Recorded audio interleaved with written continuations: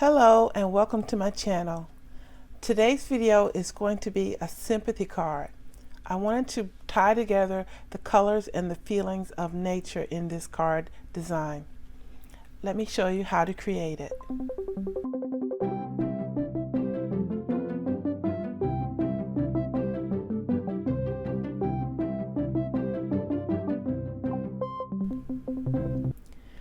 Before I start in the video description, I need to tell you that today I got my Invisalign braces and I'm trying to adjust to the braces in my mouth, and it's really a very strange sensation. I have a bit of a lisp, and I'll have to get used to it, so I'm very sorry if I'm talking extremely slowly or a little bit strange, and I hope that you won't have any troubles understanding me.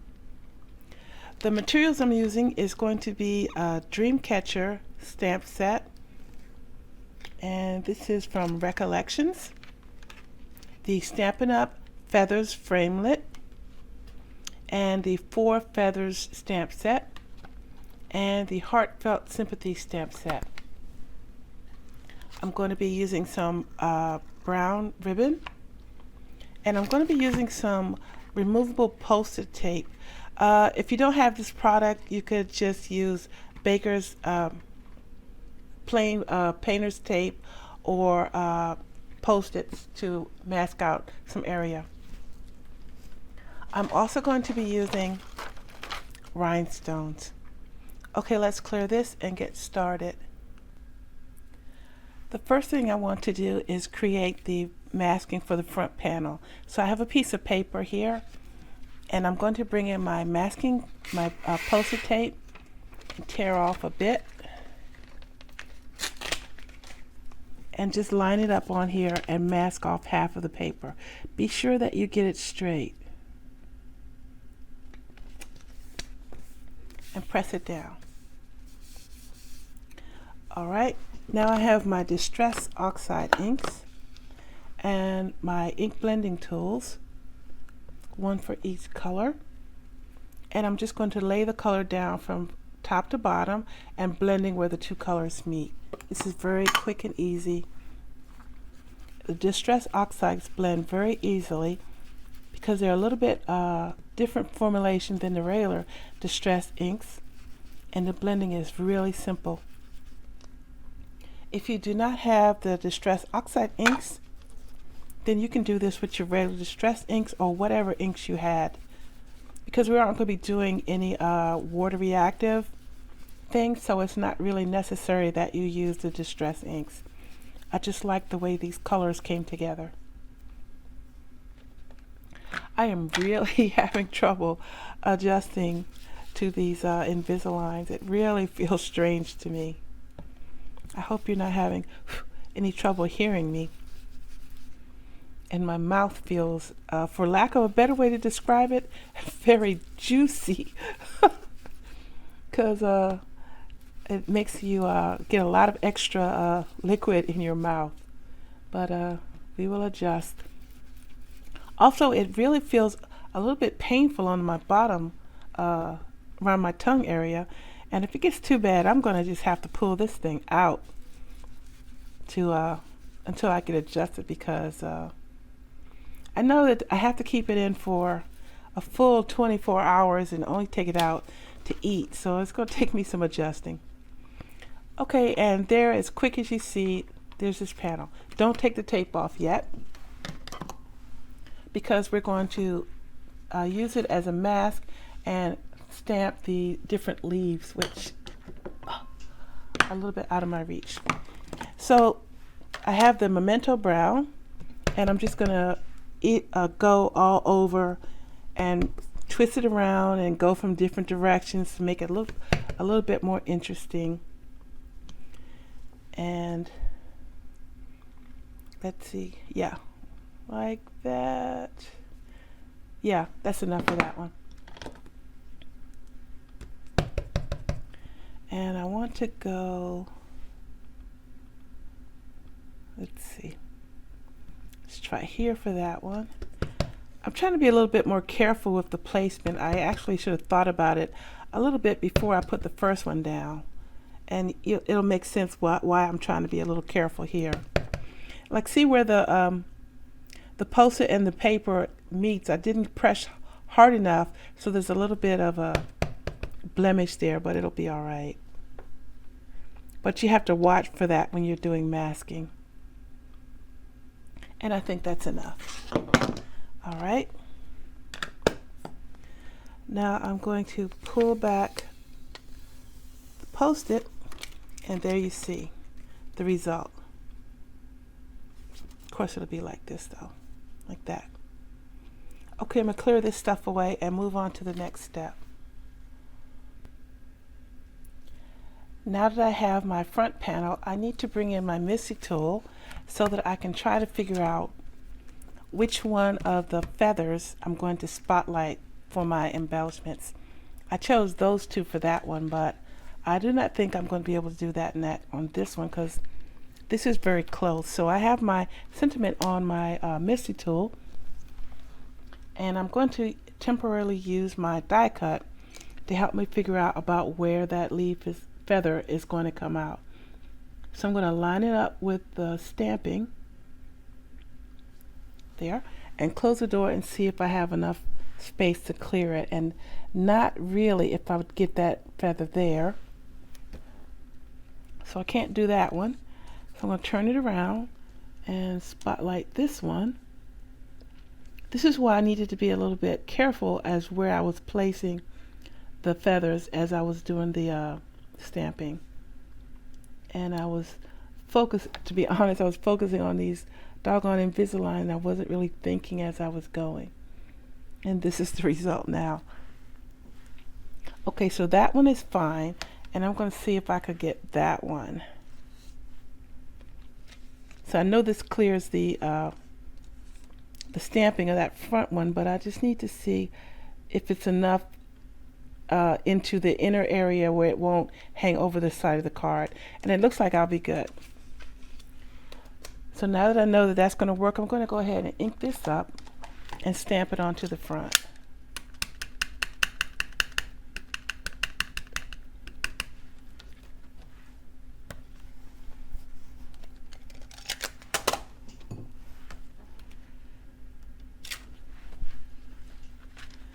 All right, clean this up real quick. And I also want to stamp the Dreamcatcher in this corner.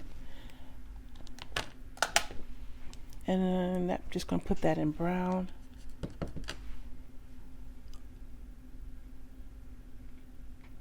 Trying to come over a little bit on this one.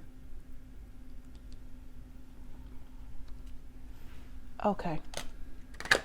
Good and good. Move this. And now that I have an idea of which one of the leaves, feathers, I keep calling them leaves, which one of the feathers that I'm going to spotlight, I now can make a piece of scrap paper, bring in my thingy, and I'm going to replicate this area and this area on this scrap paper. So let me move this out of the way, and I'll just do that real quick. Now I have the colors replicated on this scrap, and I'm going to stamp the leaves, the feathers, generally about where it appears in the spectrum. So this is mostly to the blue and a little bit to the green. So I'll stamp it like this.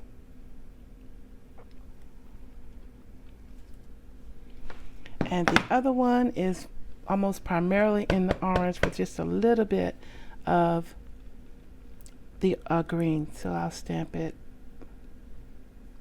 this way. Okay. Now that I have that, I'm going to set that aside for a little bit. I'm going to bring in the bundled sage and my water pen and do a little bit of coloring all the little flowers on the front. Doesn't need much because they're very small, but you can see it.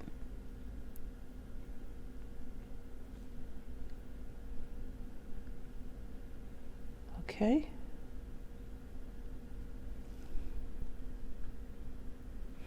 Now I need a piece of Kleenex to clean this. And I'm also going to paint the Dreamcatcher. So I have a little bit of orange here, the little cracked pistachio, and then on to the Mermaid Lagoon.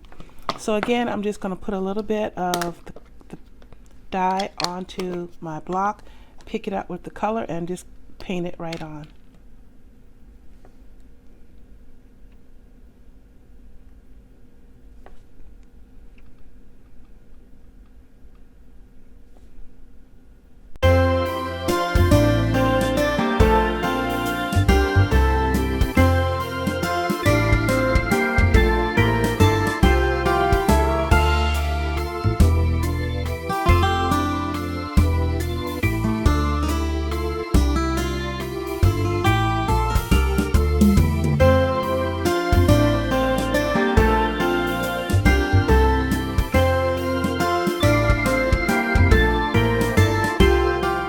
Alright, that just needs a few minutes to dry. So let me clear this up and move to the next thing.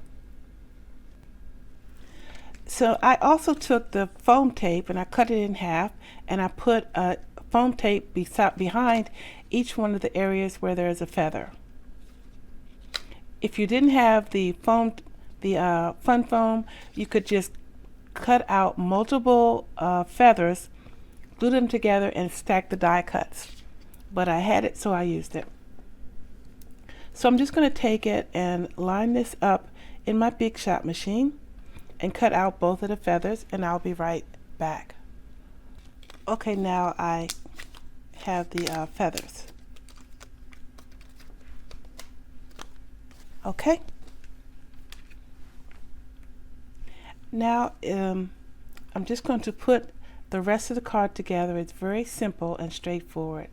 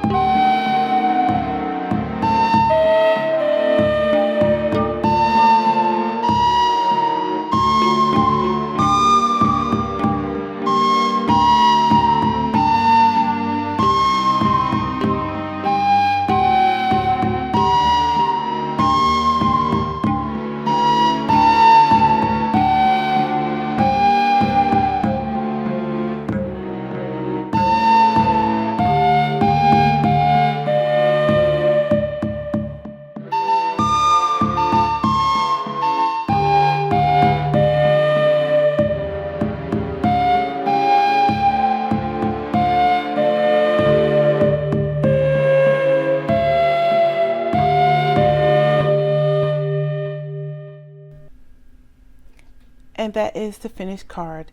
I really like how it turns out, and I hope that you will try a card using these similar colors. And if you do not have these particular stamp sets, maybe you have something similar that you can get the same effect. This would also be good with triangle shapes or chevrons, or you can even try circles, or just let your imagination go. And you can also make an occasion other than a sympathy card. I'd like to thank you for watching this video, and I hope that you will subscribe to my channel. Again, I'd like to apologize for the braces. I'll adjust to them over time. Please be patient with me. Thank you for watching, everyone. I'd like to thank my brother David for the music that he has provided, and I hope everyone has a pleasant day. Take care.